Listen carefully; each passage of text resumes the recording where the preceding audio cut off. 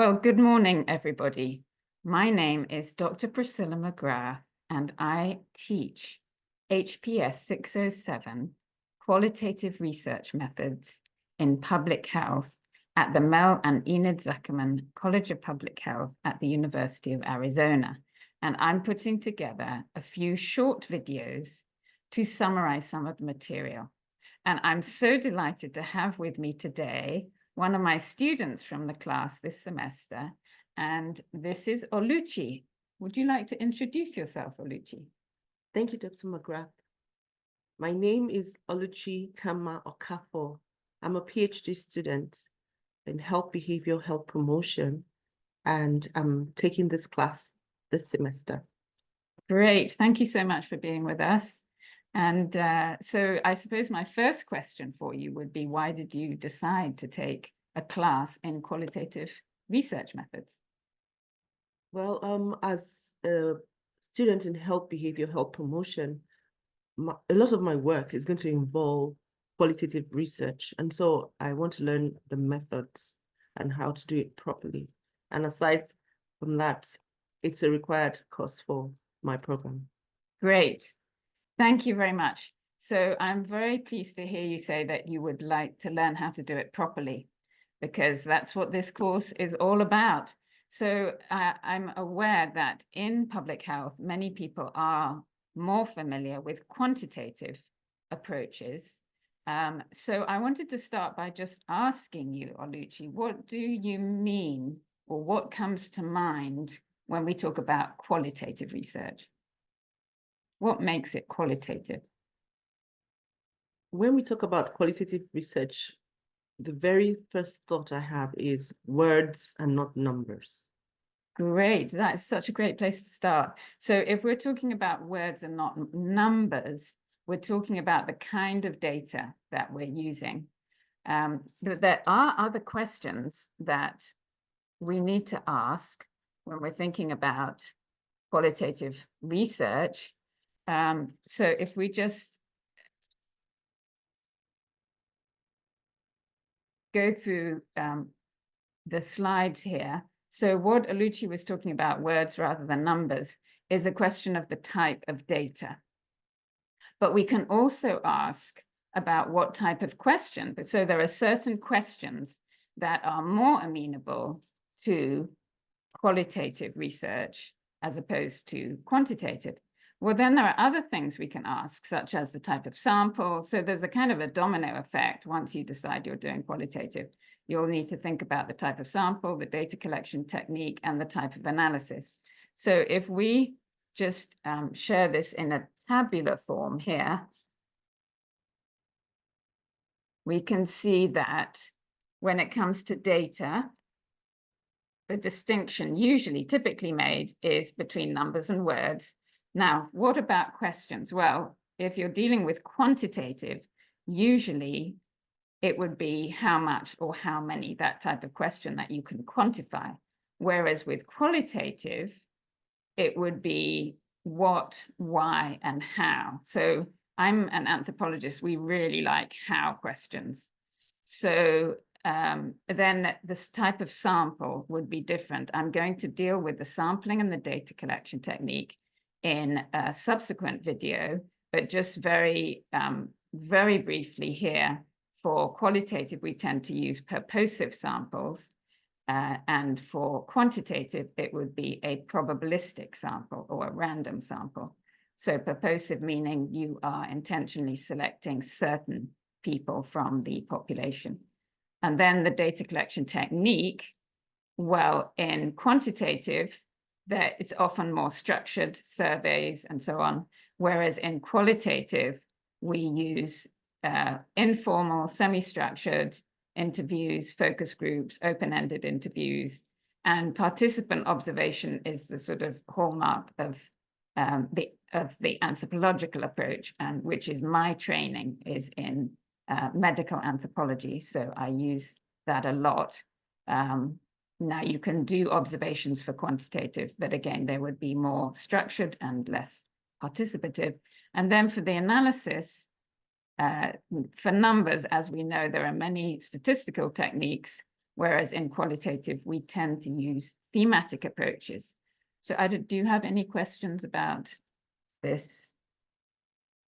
Well, regarding the Table. question, can you give examples? Examples of what would be a good qualitative question or a good question for qualitative research? Yes. Yes, that's a great idea to root it in some concrete examples. So from my work, I did a research project, actually mixed methods, with a USAID project called IU Wash Plus, Water Sanitation and Hygiene Plus, in Indonesia. And so the question that framed the qualitative part of the research was, how do poor households living in urban areas interact with their water and sanitation facilities?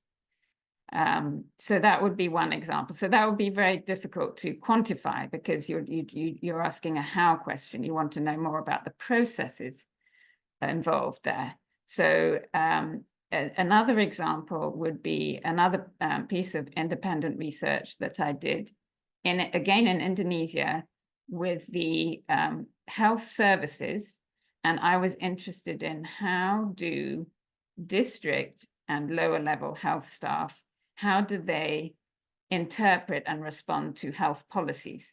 It could be global health policies, it could be local. So again, that is more about people's interpretations. And also another thing would be looking at relationships between people at different levels in the health system and how they relate to policy. So those would be some examples of of how or why questions that you might do for qualitative research. So in general, we can say that the goal of qualitative research is to gain insight rather than generalization. Often with quantitative research, you want to generalize. You want to find the incidence of something and then say what population. So, but for qualitative, you want to understand the meaning of a behavior. So it's not a report of the behavior, but it's what does this behavior mean? And of course, that can be critical for successful health promotion intervention, because if you don't understand why people are doing what they're doing or how they're interpreting it, then it's very hard to design something that's going to be meaningful for them. So the most important issue for qualitative research is the explanatory value. So you have these aha moments. Now I understand what's going on. So that's one of the key questions. It's sort of what is going on here behind what you may know from the statistics. So it's the richness of the data that you're looking for. So another thing that is a little bit maybe surprising initially is that qualitative may refer to data or analysis or both. And I'm using some of this material I'm getting from Russell Bernard, who is an anthropologist who's written a lot about research methods in anthropology, qualitative and quantitative. And he's very, very clear and very, very good at explaining these things. So let's have a look at this table from Bernard, where he explains that you can have, here's the type of data, you could have a qualitative data set, which means maybe a transcript of an interview, and do qualitative analysis, meaning thematic analysis. And so that would be interpreting a text. But you could also have qualitative data, words, and then you could do quantitative analysis.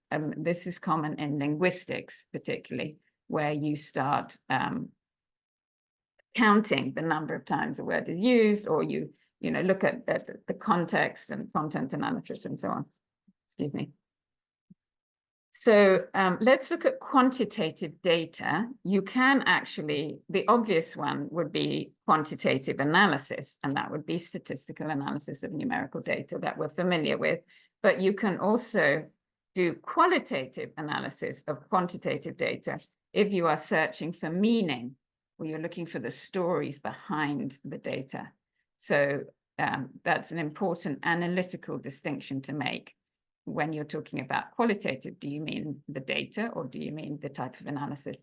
Now, another really important thing to understand, and this is really foundational, is what is the approach that you're bringing? What are the assumptions that you are bringing to your qualitative research? And in qualitative research, we put a lot of emphasis on making your assumptions explicit. Now, we all have assumptions, whatever kind of research we're doing, but in quantitative, it's often implicit and it's not explicit. So it's really, really useful exercise for qualitative and really important to ask yourself, how are you coming into it? So very broadly, we can divide epistemology, that is theories of knowledge, into two. So there's the positivist and the interpretivist. So the positivist, very common in public health, is that there's a real world out there and we can measure it. We can find out the problem, do an intervention.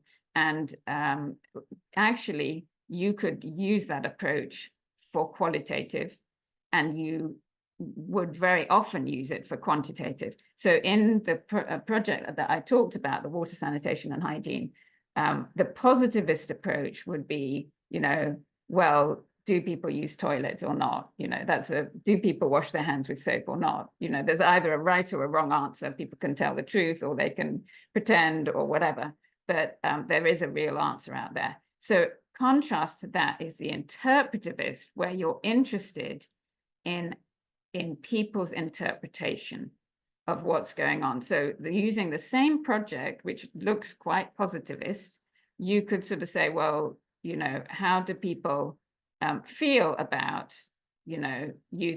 having a toilet in their home? Or, what about people who don't have a toilet? What is their experience? What do they feel like? And then their experiences, or you could say, okay, let's ask people why they think hand washing is important. Well, what they say may not align with public health. They may say, oh, I wash my hands with water. It's not necessary to use soap. Okay. In a positivist approach, you would say, well, that's not correct. But in an interpretivist, you would say, well, how interesting. I wonder why they think that. Where did they get that information from? So it's this, if you can grasp the difference between those two types, it kind of has implications for everything else. But before I go on, just wanted to make sure that was clear what the distinction was, or if you have any questions about that. No, it's clear up to this point. I don't have any questions. Okay, great. So if we think about positivist and interpretivist as what we're coming in with, and of course you could be using both, as I've just described. So we're really coming up to the question, sort of having thrown some of these ideas up, what approach should I use? So my starting point always is the research question. What is the research question? And the approach must match the research question. So what do I mean by that? Well, in the case, for example, we want to know how people interact with water and sanitation in their facilities. So when I was designing this research, I was thinking, well, there's a survey, but is that really going to tell us how people interact? Because that will give us only a report of what people are doing.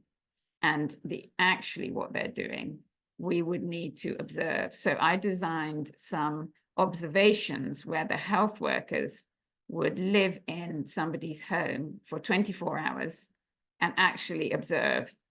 And so that means that my approach, if my question is, how do people interact with water and sanitation facilities, the approach should include an observational in that case, because I need to be able to say whether people use the facilities, how they use the facilities, and so on. And one of the really fascinating things from this is that we found that, for example, when we observed, we saw a lot of people that would, come home from work or come home from school, and they'd wash their hands using water, but there wouldn't be any soap.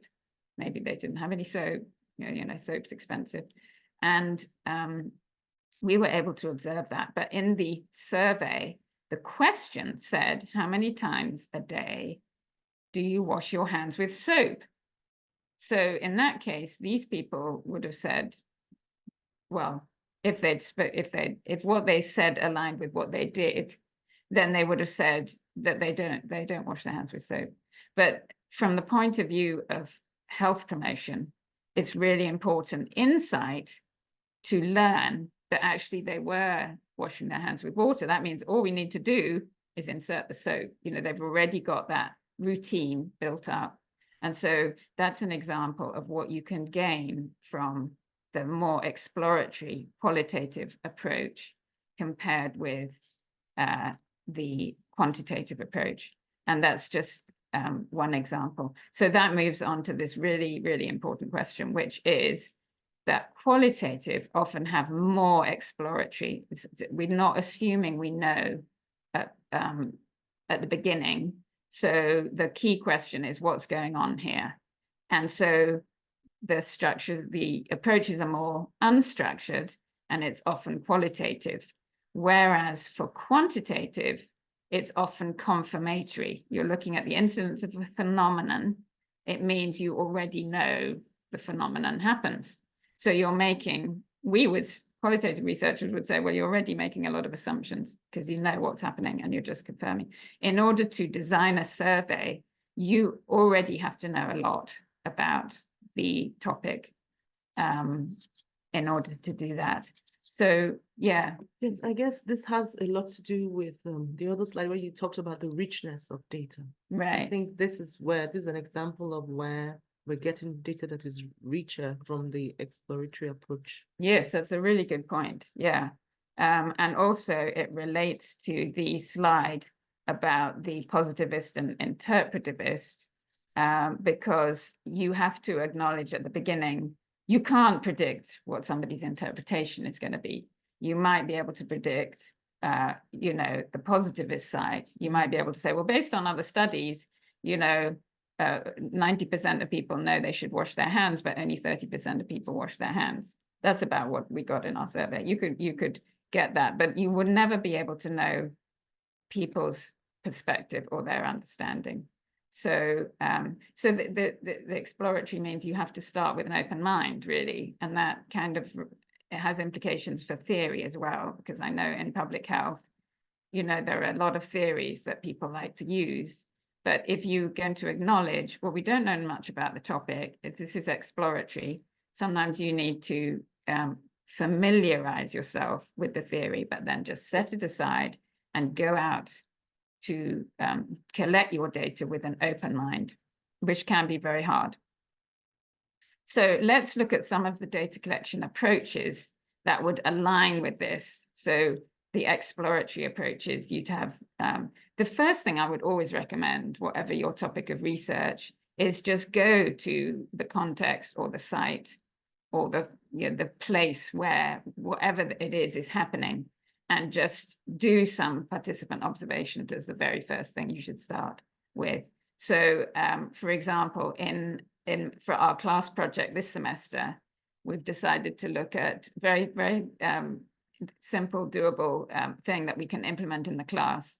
And do you remember what the question was that we agreed on in the last class? Yes, we wanted to observe what people do in the library. What people do or what students do. What students do in the library. Yeah. So we want to learn about what students do in the library. So this is exploratory.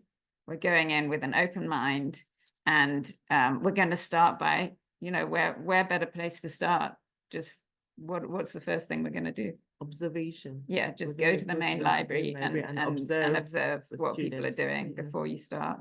So that's a really great place to start. And then you might want to combine that, after sitting in the library for a few minutes, you get curious about what somebody's doing. You might have a little informal conversation with them. And, there are various other sort of exploratory approaches. And then gradually you might build up to, a semi-structured interview or some focus groups or something like that.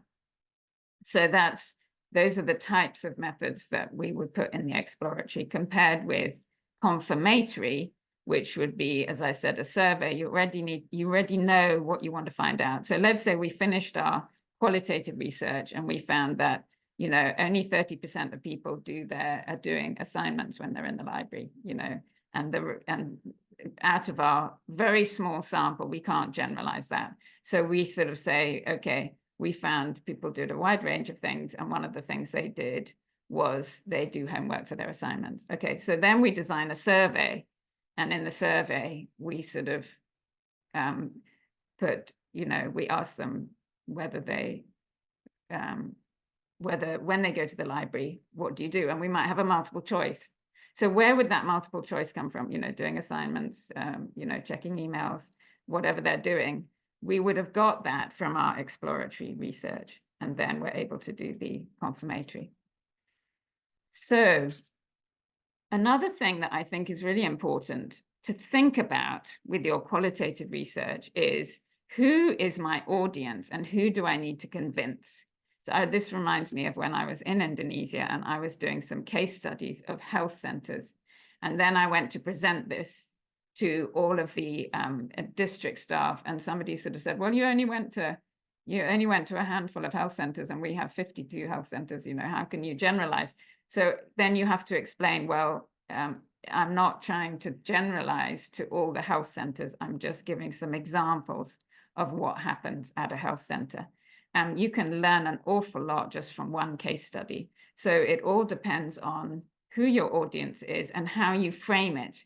Different people are convinced by different types. And then the journal, I would encourage students to think about the journal really early on. There's a big sort of push from qualitative researchers because a lot of the scientific journals don't want to publish qualitative research. And so, a lot of professors and academics have been trying to make the case that it is extremely valuable, and it has, even though you're not doing the same thing, it's not quantitative, you're not generalizing, but you can learn a lot about it.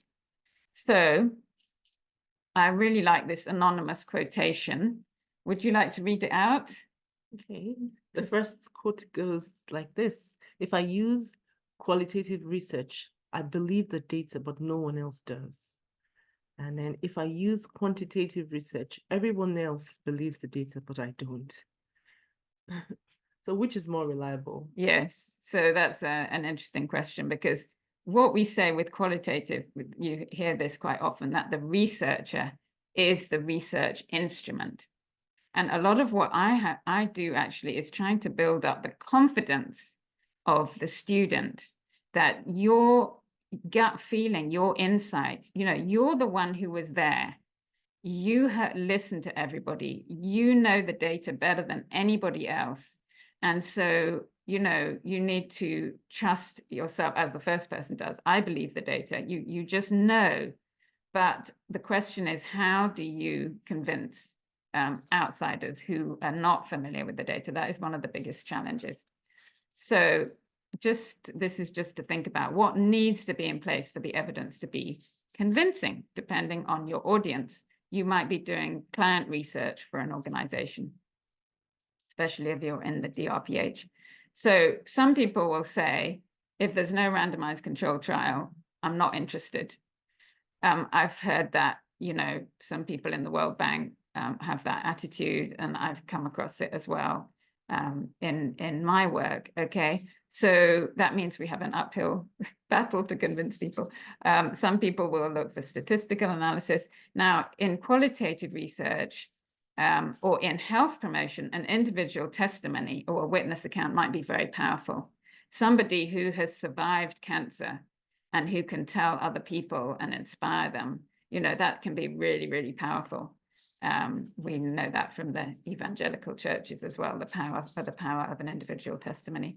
So what are we doing with qualitative research? You're really asking people to believe the researcher's interpretation of an interview. Then the other thing to think about, so the question is, how can you bolster people's confidence, or how can you boost the credibility of the researcher? Another thing to look at is what I referred to earlier, comparing a reported behavior versus an observed behavior. So is it more convincing that I saw people wash their hands with water, or is it more convincing that the people said they wash their hands with soap or something like that? So some people would say that observation is the gold standard. We were reading that last week. But other people would say, well, actually, even if you observe something, you need to interpret it. You know, it doesn't always speak for itself. You need to find out why.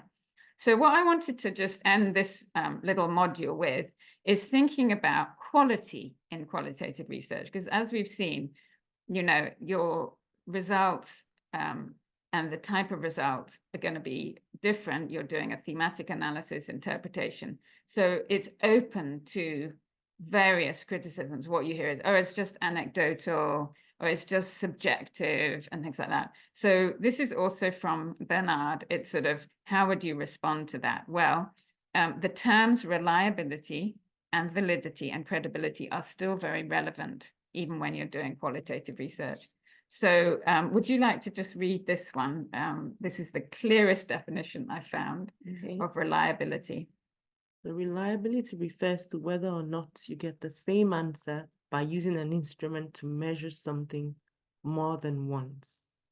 Okay, so in qualitative research, what that means is if somebody else went and did that 24-hour observation in the same household, you know, would they come up with the same findings? Can you confirm findings by repeating data collection? So it may be a bit more challenging, but it does actually happen in anthropology and in other qualitative studies that people would go, you know, back to the same community and ask similar questions and see if they come up with similar answers. So it is possible to do that. And it's, you know, even if you can't do that, you have to think about ways, well, how can we improve the reliability? And often, if you can't go back to the data collection, at least for the analysis, you can develop a very explicit and transparent approach of how you identified your themes, how you built the code book, using multiple coders and so on, so that you can improve the reliability of your interpretation. And then the other thing is validity. So would you like to read that one? Validity is the accuracy and trustworthiness of instruments, data, and findings in research. Okay, so here we're talking validity is truthfulness. You know, does it actually measure what it's intended to measure? So validity of the data is very closely related to validity of the instrument. So again, if we go back to it, in terms of validity, if you want to know whether people wash their hands, observation is going to have higher validity than an interview. But if you want to know how people interpret a particular policy, then the interview may have higher validity than the observation. Do you see? So it's kind of, that's what I mean by alignment is very important. Align your question, your approach, your data collection, your analysis. They all have to line up. So an interesting way of looking at it is that the validity can be divided into internal validity, which is, can we believe the data? Is it trustworthy? Or external validity, can we generalize from our data? So sampling, which I'll talk about in the next module, is about external validity. So let's have a look here. So if we look at qualitative research, typically it has very high internal validity. It's very rich, in-depth case studies, and it becomes very convincing, very believable. But it doesn't have to, but can have poor external validity. You know, if you don't do careful sampling and if you make claims beyond the case study, then you could say, well, you're trying to generalize beyond. If we came up at the end of our little study about the library and say, students do this in the library, well, that's not valid. All we can say is students in the main library at the University of Arizona do this in the library. We can't make claims beyond that. So what about quantitative? Quantitative may have very high external validity because you're crunching those numbers, but it's all a bit of a waste of time if the quality of your original data is not good. For example, if you do a survey and everybody lies on the survey, then you've got GIGO, which is garbage in, garbage out. So that each approach has its own challenges. You can't say that one is immune from this. So just to round up, I would say the main key take-home points: the research question, the data collection techniques, and the sampling and the analysis should all match up. And that's what I look at when I'm reviewing a qualitative paper. And the theory, if everything should line up and make sense and fit in. So the second point is the research approach depends on what you want to know. There's no, this approach is better than that approach. This is superior to this. There is actually a kind of a hierarchy of evidence where people tend to value quantitative over qualitative, but that is their bias, I would say. That's their bias. Actually, what you want, you have to start by saying, well, what do I really want to know? And then find the right approach for it. It's not that one is better than the other. And reliability and validity are just as important for qualitative as quantitative. And these are the references. And with that, I think we would like to end this section of the module. So thank you so much again. Did you have any final questions? There was the issue of reproducibility. Yes. That you talked about. I was wondering if you could talk a little bit more about that.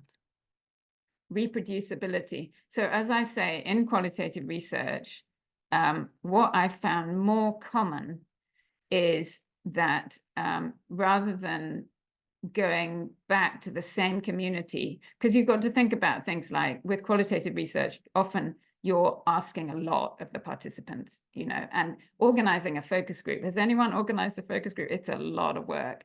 So it's less common to go back and do another lot of focus groups, although you might do it periodically.